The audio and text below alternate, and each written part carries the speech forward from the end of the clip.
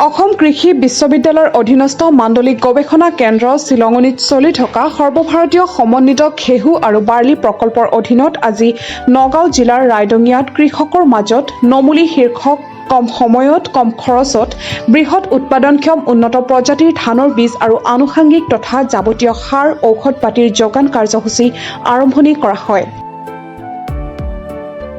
সৰ্বভাৰতীয় ঘেঁহু আৰু বাৰ্লি গৱেষণা প্ৰতিষ্ঠান কাৰ্নাল হাৰিয়ানাই প্ৰদান কৰা উত্তৰ পূৰ্বাঞ্চলৰ অনুদান কাৰ্যসূচীৰ এই অনুষ্ঠানত উপস্থিত থাকি মাণ্ডলিক গৱেষণা কেন্দ্ৰ শিলঙনিৰ মুখ্য বিজ্ঞানী ডক্টৰ হিৰণ্য কুমাৰ বৰাই ঘেঁহু খেতি সম্প্ৰসাৰণৰ বাবে কৃষকক উৎসাহ দিবলৈ পূৰ্বৰ পৰা আৰু ভৱিষ্যতৰ দিনত এই প্ৰকল্পৰ অধীনত বহু কাৰ্যসূচী গ্ৰহণ কৰা হৈছে। সকলো কৃষক আগবাঢ়ি আহিলে আমি সৰ্বতো প্ৰকাৰে সহায় সহযোগিতা আগবঢ়াবলৈ মন মেলিছো।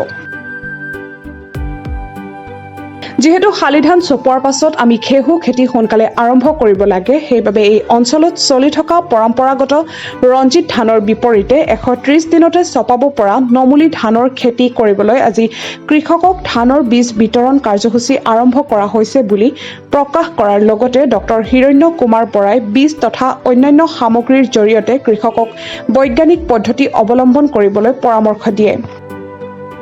শস্যডৰাত ৰোগ বা কোনো সমস্যা দেখা দিলে বিজ্ঞানীসকলৰ সৈতে যোগাযোগ কৰিবলৈ কৃষকক আহ্বান জনায়।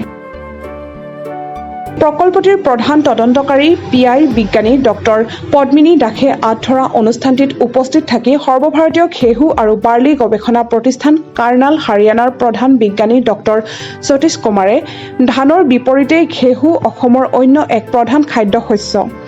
ঘেঁহু উৎপাদনৰ বাবে উপযুক্ত অধিক উৎপাদনক্ষম জাতৰ ব্যৱহাৰ, জলসিঞ্চনৰ সুবিধা আৰু অন্যান্য কাৰিকৰী কৌশল অৱলম্বনৰ জৰিয়তে অসমৰ ঘেঁহু খেতি কৰা হয়। কৃষিভূমিৰ সম্প্ৰসাৰণ আৰু উৎপাদন বৃদ্ধিৰ যথেষ্ট সম্ভাৱনা আছে বুলি মন্তব্য কৰে অনুষ্ঠানটিত শস্য বিজ্ঞান বিভাগৰ বিজ্ঞানী ডক্টৰ জ্যোতিৰেখা হাজৰিকাই। ঘেঁহুৰ খেতিৰ পূৰ্বে নমুলি ধানৰ খেতি কৰি কিদৰে কৃষকসকল উপকৃত হ'ব পাৰিব তাৰ বিশ্লেষণ কৰে সৰ্বভাৰতীয় ঘেঁহু আৰু বাৰ্লি গৱেষণা প্ৰতিষ্ঠান কাৰ্নাল হাৰিয়ানাৰ জ্যেষ্ঠ বিজ্ঞানী ডক্টৰ নীৰজ কুমাৰ।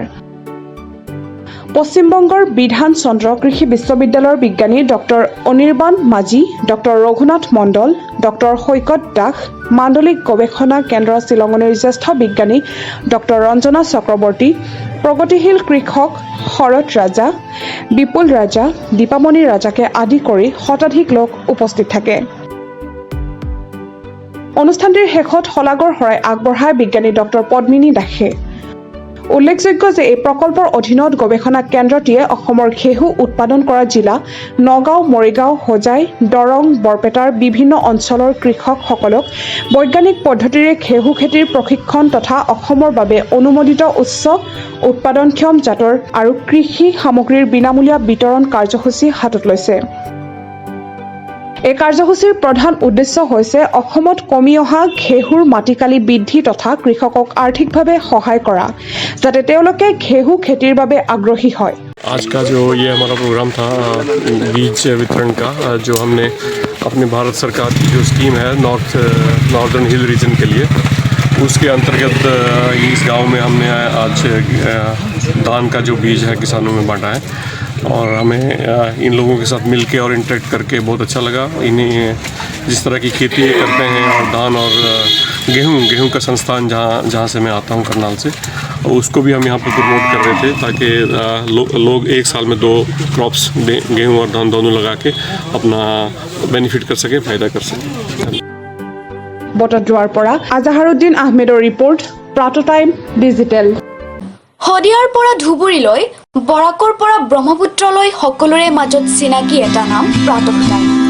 থলুৱা ভাষা, কৃষ্টি আৰু সত্য বাতৰিৰ আধাৰত প্ৰতিষ্ঠিত খবৰ প্ৰাত টাইমৰ প্ৰতিটো বা বাতৰি পুংখানুপুংখভাৱে চাবলৈ Facebook, YouTube, website, Twitter, Instagram আৰু ব্লগাৰ পেজত লাইক আৰু ফ'ল' কৰক।